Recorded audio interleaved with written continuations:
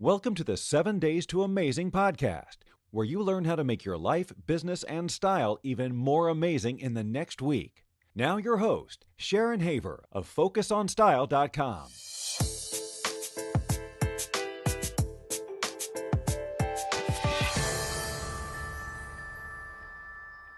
Hello, Chicsters. I am Sharon Haver, and you are about to be amazed. I have a very special guest on today's episode of 7 Days to Amazing.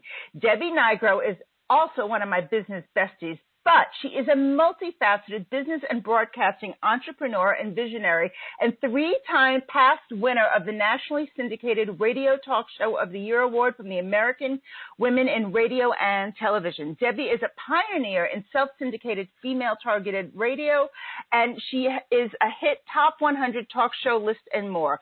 Debbie is one of the first women in the U.S. to own a radio syndication company because she didn't know any better and because no network at the time would risk syndicating a show by a woman that wasn't about politics or who wasn't a psychologist.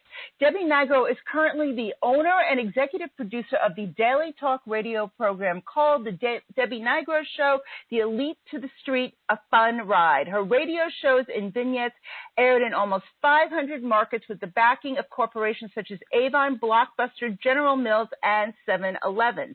Further, she wrote, produced, and syndicated television features for the network news broadcasts in over 60 U.S. markets. Let's cut to the chase. Debbie Nigro knows how to turn the gift of gab into money-making endeavors. So I want to welcome Debbie, who is the queen of the soundbite, and I am thrilled to have you here today and for you to help women entrepreneurs, business owners, and anyone learn how to understand how to talk in quick, pithy sound bites. Well, hi there, Sharon. Hi there, Debbie. Hi, I'm honored to be on your podcast. Thank you for inviting me. You're welcome, and it's kind of fun and exciting to have the tables turned. I mean, I know Debbie, oh my God, from before my son was born, because I remember once trekking up to Stanford for a party for your TV slices when I was pregnant with him. So he's 18, so do the math on that. So we've got to go back 20 years, right? Hey, you never open up a conversation with a woman where you start doing math on her age. So let's no, you never do that. But you know, no, but we age backwards. You know, we just get younger and younger and younger. But one of the things I tell everybody, wait a minute, I tell everybody I'm ageless, timeless, and weightless, and I'm sticking to it, pal. I know. I kind of like the ageless part. But, you know, remember, I was pregnant, so I got pregnant when I was about 3, so it's okay. You know, and I think you were probably about 2.5. Very cute. But, you know, with life comes wisdom, so I'm very happy to be sharing some of my hard-earned wisdom with your audience today. And I know that you asked me to talk about really talking and interviewing and how to do it so that you sound like a compelling guest when you're on a podcast or a radio show or a television show or even in person with another human. What a concept these days. And you know, it's funny. It's very funny, Sharon. You know, you asked me to speak to this as if and to give my wisdom. And I took a moment. I sat back. I said, wow, you know, I take for granted that this is something that comes simply to me. And so I don't quite realize sometimes it doesn't come simply to somebody else to have the gift of gab, to know how to talk in a soundbite, to know how to be an engaging guest. So thank you for letting me take a moment to, you know, talk about what I do that might help somebody else. Yeah, and this is so true. And one of the things is, I remember at one time, I was so completely in awe of you when you had your show that was 3 hours a day, 5 days a week, with I don't know how many guests you had that week. And you were constantly just on top of it. It was like one, snap, snap, snap, and making it engaging and interesting. And it's a lot of work and a lot of talent. And you know, I've been following you and I've been a guest on your show, as we now know, for centuries, and people don't realize that being able to just nail it and be fun and funny is quite a craft. And you might be really fascinating in a conversation when you meet someone, but being, you know, on an interview or on a radio show or a podcast, it's not the same thing. So when we speak to people who now, you know, the internet has made us all superstars because we have Facebook Lives. We're always on it. We're all over the place. How can someone learn to just sort of like nail it? Well, let me just say the first thing. Something weird happens to people when, as soon as they know they're on, meaning a microphone's on or a camera's on them, they go off, meaning off to the wrong direction. It's some weird psychological thing that it doesn't happen in a natural conversation, but stuns somebody to freak out that the words they are saying at the moment in time are going to be set in stone. So they start to overthink it and start to over-hesitate, and they end up sounding off instead of on, which is what they're hoping to be. So you get that to begin with, right? Right. So the first tip to somebody is, if this can be helpful, and I know it'll be more difficult for some than others, pretend the camera, the microphone, whatever is not really happening. I know it's really crazy, but if you just block that out and try and act like yourself, you'll already be 10 steps ahead, because without that pressure, which stunts your thinking, you can start to flow better. So what do you do when someone is just a dud, when they're a bore? Like, how do you get them to be fun? Because I've heard some of your interviews, and I'm like, she's working it. You know, she is doing it. You are earning your money. Well, you know, everybody has something brilliant to share. Not everybody's good at sharing it. We all express ourselves in so many different ways. That comes naturally to each of us. Somebody's a painter. Somebody does better in writing. Somebody does better in, just posing or socially, and don't do well when the moment of truth comes for a soundbite for a newspaper reporter, or some reason they're getting a chance to be in the public eye. So, yes, I've had many a moment where I will sense that the other person is just not giving anything of value that the audience would want to stay tuned. So what I try and do is, you have to listen. When you're interviewing, you almost have no time to stop and listen if you're not a professional, because you're already preparing your next question in your head. So you're half listening to the person who's talking and half getting ready to ask your next question. So you have to listen. If you stop and listen and pick up some little thing in a comment that this boring person has mentioned, might be as simple as they were late today because their dog, I don't know, had a virus. You may want to just stray from the reason of the conversation, because you're trying to get human with people, and say, so your dog was sick, and tell me what happened to your dog? And they'll be like, what? That's not why I'm here. But they'll start telling you about their dog. Once people start speaking about something that they are comfortable about or passionate about, then you get their energy going, and then you can steer it back to the reason they came to be talking to you in the first place. So that's a really great icebreaker. That's a really great icebreaker. Yeah, you need an icebreaker. Yeah, and I know so many times, like I know when I do like some radio shows or podcasts, they'll be like, give me 10 questions that you want me to ask you. And I'm like, okay. And then they actually sit there and they ask you the 10 questions, and it's like, but that, the conversation kind of broke a little bit. Like, you need a little repartee. It's got to go back and forth a little bit. So, okay, I want to say something about that, because people have asked me to send questions in advance for my show. I refuse. And that's just me. It's not my style. I'm very conversational, and I conduct a radio interview and any interview that I'm doing, television or video, as if I'm sitting with you having coffee or in a bar. There's no script for that. You extend a question, you hear an answer, you listen to the answer, you extend another question. However, I will tell you, the average person will freak out if you don't give them a sense of how a conversation that's going to be taped or videoed is going to flow. And they have, and also people who are conducting interviews don't want to be caught, going so far off base that they would like you to consider certain series of questions that would be relevant to, say, this podcast like you sent me, or an interview where they're trying to glean a certain amount of information. And it's more comfortable if people have a sense of where the conversation's going, but I never stick to all the questions exactly, and I encourage everybody else not to either. Yeah, I totally agree with you. It's good for a flow, for a direction. It's also great if someone is a dud and it's just not going anywhere. You know that they've prepared something, and it gives you it gives a continuity, I think, to a program also, because there's going to be certain points that always come up, maybe not the exact ones, but it's going to still fit in that flow. So yeah, the problem with people is that and most people, if there's a set list of questions and that's all they're ready to answer, and you go off in a different direction, it may fluster them, okay, for somebody who's not confident.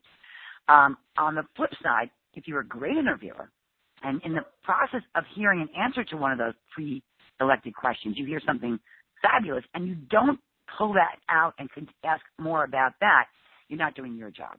No, you're absolutely.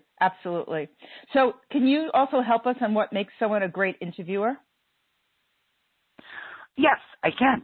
I figured that as much. I can tell you, I'm not very good at blowing my own horn. It's, you think for somebody in the media, I'd be good at promoting myself. I'm terrible. Yeah, but stop. But I will tell you. I want to blow your horn for 1 second. People do not understand the craft going behind what Debbie does. I mean, you really, Debbie does media, and that you're really listening to a pro. And the reason she's not blowing her own horn is, I don't know, maybe you're just a nice person. But she really is incredible and amazing. And if you think it's easy to be talking to so many people in a week and make it engaging to continue an audience, then you try it and just realize that Debbie really is a genius at this. Well, thank you very much. I curse you for all your audience. Thank you. But what I was going to say, and this is kind of funny that you jumped in, is I will admit, after all these years, and I've interviewed thousands and thousands of people and heard thousands and thousands of answers, I will say that I am probably one of the best interviewers I've ever heard, because I've spent so much time in, and I'll tell you why. I listen, and I am warm. I give another person, before they start with me, confidence that I'm not going to be embarrassing them, that I'm only going to bring out the best in them. Again, I'm not a political reporter, so I'm not trying to catch anybody in some kind of crazy, quote that I can then send out on Twitter and make them look, like an idiot. But it's very important to give your guest comfort, confidence, that it's a team effort here and you're going to make them shine. As soon as somebody knows that you have their best interests in mind to make them come to life, they will immediately let down one level of guard. That's interesting, and it's so true. And you also do it with incredible humor. And I think that's a very important next step. It's very important. Your humor and wit. So, I don't know. You can't, how do you say? You can't give someone a personality, and you can't make an unfunny person funny. But how can someone sort of find the light side, find the bright side, find the chuckle in something? Okay, good question. I lead with humor. I use humor as a very interesting tool to get people's attention so that I can deliver important information. We live in a very cluttered world of information, and it's hard to get anybody to look at what you're doing because it's a constant overload. And so most people resonate with humor. It's a diffuser. It lightens a mood. And who doesn't like to have a good laugh? It's good for you, too. So that is my signature style. It comes naturally to me. I was born with a sense of humor. I was a chubby kid, and it's the only way I was popular. Got it? So what I would say to the average person who's not, trying to do stand-up is try and find a way to talk with a smile. And I have a very fun word I came up with. It's called smeaking, which is smiling while speaking. And we're going to try it right now. Smeaking. We're going to try it right now because this will change it for a little bit for everybody. I'm going to say a sentence without a smile, and I'm going to say a sentence with a smile. Okay? Okay. I'm going to say, thanks, Sharon. Very nice of you to have me on the show today. No smile. Now watch this. Hey, thank you, Sharon. Very nice of you to have me on the show today. I appreciate it. Big difference. Right. Try and smile while you're speaking. Not every 5 seconds. You don't be a goofball. But you'll notice a difference in the tone. And then that's the next thing I want to talk about. But try that. Try my smeaking tip. Okay. And we're going to make a meme out of that one. So, okay. Now let's talk about tone. Not the color of your hair, but the quality of your voice. Yep. Tone is everything. I think that most people don't realize sometimes that they could change the mood of a conversation in an instant by changing their tone. And my effort every day in what I do is to relay a tone of warmth, of making the listener comfortable, of friendly fire, of engagement, and of being authentic. So that's my tone and my sense of humor. That's my tone. I'll give you an example of a tone of a voice and how you say something. Then I'll do it without the right tone and with the right tone. Two different interpretations. I'm making this up as we go, by the way. Okay? I'm just making it up. Okay, example of, that product you invented was pretty spectacular. You know, that's it. That's a comment. That product you invented is pretty spectacular, really amazing. I mean, congratulations to you. Where did the idea get sparked from? Yeah, it's you hear it. You're owning the second one. You're deeply engaged. It's emotional. You're asking a question. You're wanting to hear the answer as opposed to just yeah, that was great. Your tone, that example of a tone is sort of leaning in without physically being somewhere to lean in. So what happens when someone is just going through some Joycean stream of consciousness and there's just no way to, like, get them to pull to a full stop? They're just like, they're on that long train ride around their life, and you really need them to just, like, you knew what you wanted to jump in with, but they never took pause. How do you get them? Those people are so hard.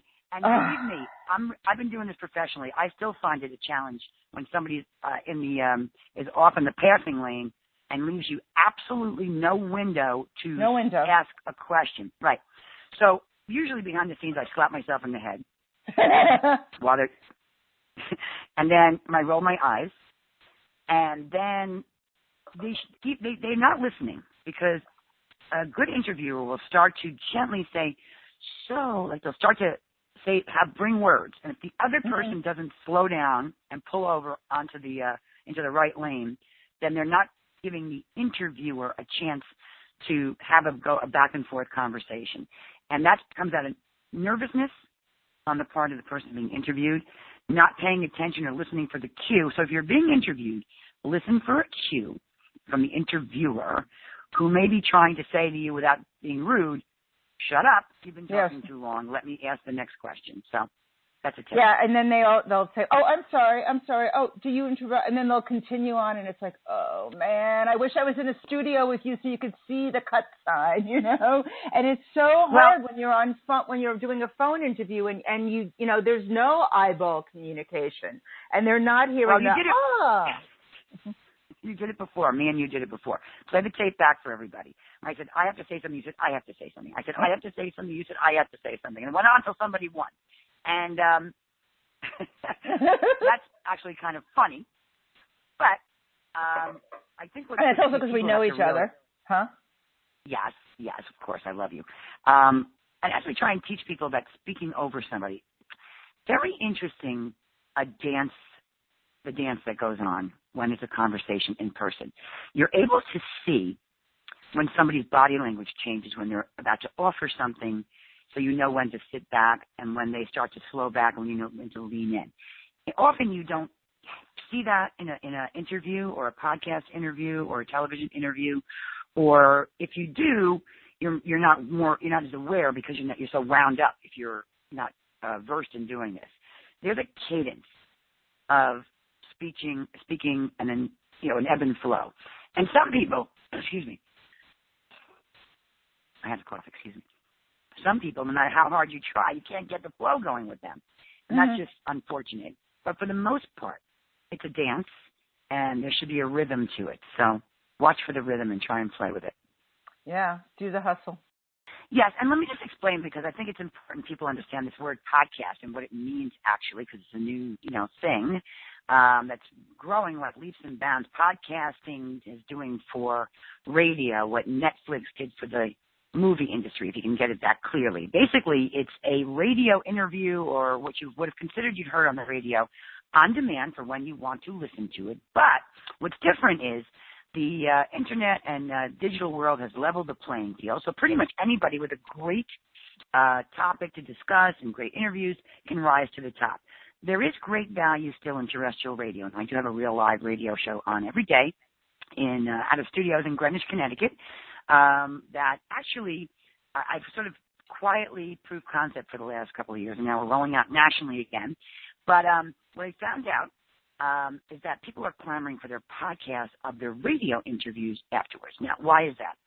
Radio still has great credibility, as does any kind of media. When your name is in the media, you're perceived as an expert, and people want to, hear from you. It also gives you a sort of calling card to put on your own social media and show everybody that you are relevant and that you are the expert, you know what you know. So what I've realized is that people need help doing this, and I've created a way to help people who would like to become the expert in their space, sort of a brand authority package where they can be on the radio, and then they get a podcast afterwards. They'll have the social media promotion. I'm showing people how to do this because I know this is what people need to do right now. Also, radio is terrific for driving interest to web addresses because nobody remembers a phone number anymore if you're driving and listening to the radio, but you always remember a web address, and you almost don't even realize sometimes that that's where the interest is coming from. So that's one thing I'm working on. It's very exciting. And, it's really exciting, and people really need to take you up on it because you are such a pro. I mean, you've been on radio for so long, and you're just so fantastic at this. And I think that anyone who really needs to up their game, and almost all of us do, myself included, Debbie is truly, a landmark icon in being able to give great interviews, conduct great interviews, good conversation, funny, witty, and, the bee's knees and the gift of gab. Well, I bring out the best in other people. That's really my gift. I can do an interview better than anybody else because I make everybody who comes in my circle of conversation shine. And people need to be their best and put their best game out there and best foot forward. So that's what I really can deliver for somebody, even if they're the most boring person, and I will make them sound like the most fascinating. Okay? Because everybody has something unique they know. It's about sharing it to let other people know, because people will reach out to you once they know what it is that you can offer them. So that's one of the things I'm excited about doing. And I've really learned a lot about the business going forward right now.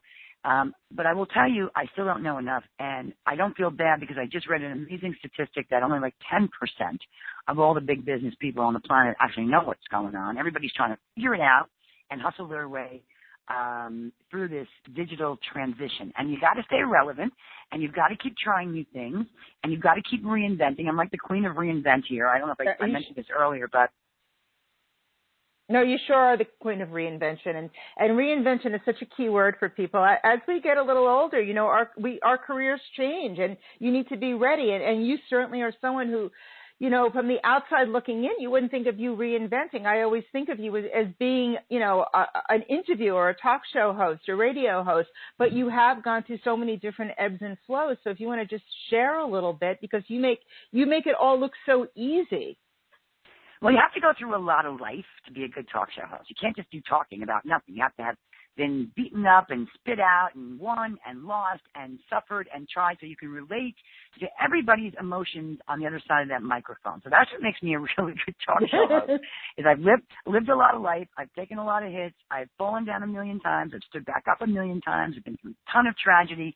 I've survived a ton of tragedy, both personally, family, romantically. I mean, if you don't live, you can't talk about living. I've started businesses. I've been a startup queen. I've won. I've lost. I've failed. So I know about business. I've tried to raise money. I've been successful. I've failed. I've opened the doors in new business opportunities. I've gotten smart people to think I was smart. I've gotten smart people to think I was dumb. I mean, I can talk about life because I've risked it. So I know what's on the other side of that microphone, because when somebody tips me off of something they've been through, I pretty much can relate. And I also let my guard down so that they know they can trust me, that I'm going to, while they're letting their guard down, somehow turn it so that everybody sees what they're brilliant at. And that's what I do. Okay, so I'm doing it in the New World Order. And then I'm going to be rolling out some fun things this year. I have a book I've been working on. It should be done shortly, called That's a Great Question. And it was from interviewing 10,000 people and asking 10 billion questions and getting 10 billion answers. These are the questions that I personally have tested out in personal circles, business circles, friends, kids, family. where every single person clamors to answer with a ooh, ooh, ooh. So it's a list of great questions for other people to use when they want to be interesting or create, include everybody in a conversation. I'm excited about that one. That's exciting, and that's something, you can use if you do have a podcast or radio show, or if you're sitting at a dinner conversation or you're networking event or you're meeting new people. I mean, sometimes people just get so stymied in asking a question. So that's fantastic. Ask a great question. Can't wait. Yep. Want me to ask you one? Yeah, ask me one. Why not? Let's test the waters. This is a fun one. This is one that everybody cracks up at. What was the one drink you had back when that you will never drink again because the experience was so horrific? What was it, and where were you? Okay. It was a slow gin fizz. And I was at a club called Les Jardins. Oh, this is a good one. And it was Barry White's White Night with Love Unlimited. Back in the day, I think I was in high school, totally underage there. And there were a lot of celebrities around. And I remember the president at the time's son was there, and that reporter with the big mustache who was actually kind of cute back in the day, and speaking of horrific. And I remember, and I didn't really drink. I kind of held, I knew how to pose with a drink in my hand, and I knew how to pose with a cigarette in my hand, but I didn't do much of either one of them. But, I looked kind of cool, and I had to look older. And I remember some guy in a white polyester-ish suit bugging me, and I told him if he wouldn't go away, I was going to burn him with my faux cigarette and my drink, and I did, and I spilled it on him, and I, threatened him with my cigarette, and he ran away. And it was very clear, and it was Barry White Night, And did you never drink a slow gin fizz since? I don't think I ever did. Gin makes me nauseous. But some reason that was like the drink to hold, and I held it. Yeah. Yeah, that's the end of these stories usually ends with somebody in a bathroom with their head over a bowl or something. Oh no, I didn't have that many of those nights. Luckily enough, I did have a good story. Yeah, it's a good story. You see, that's a great question. Okay, so anyway.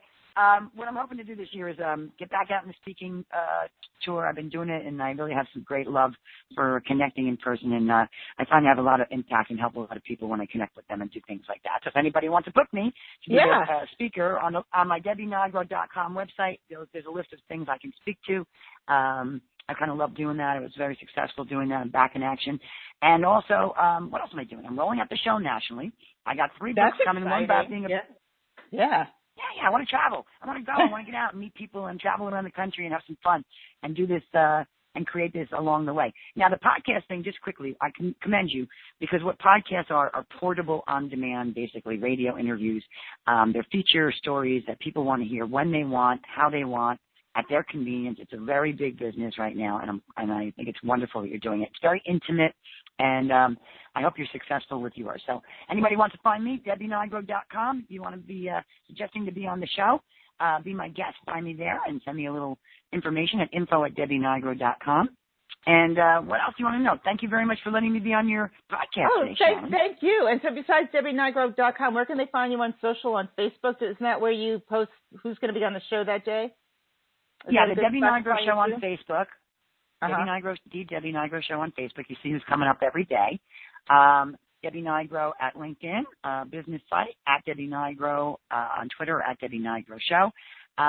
There's all this, the only place I'm not is Instagram, which, okay, fine, I'll show up there soon. I'm trying, baby. I did the reverse. I started to say earlier, my passion was creating a great show that was relevant, not political, talk radio, that was done by a woman that men love to and that young people love to. So I've done that at Proof Concept.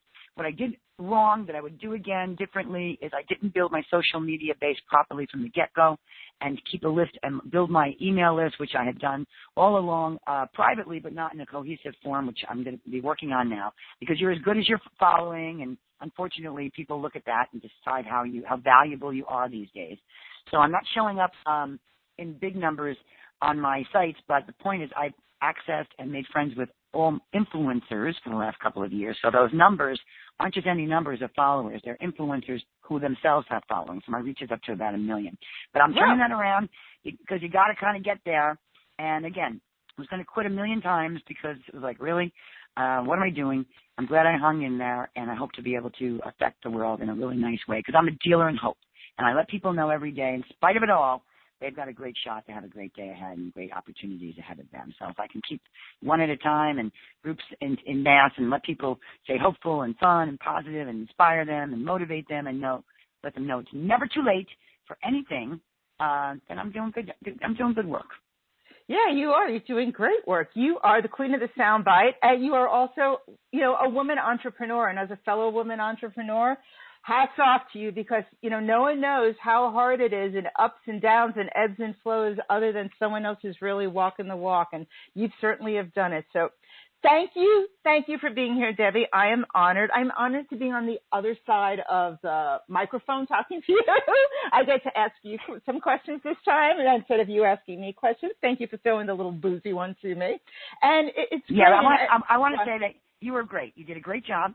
Very warm, very engaging, very fun. Great job interviewing, so good for you. And I will leave you with this one line. I like to leave everybody with a line they can think about.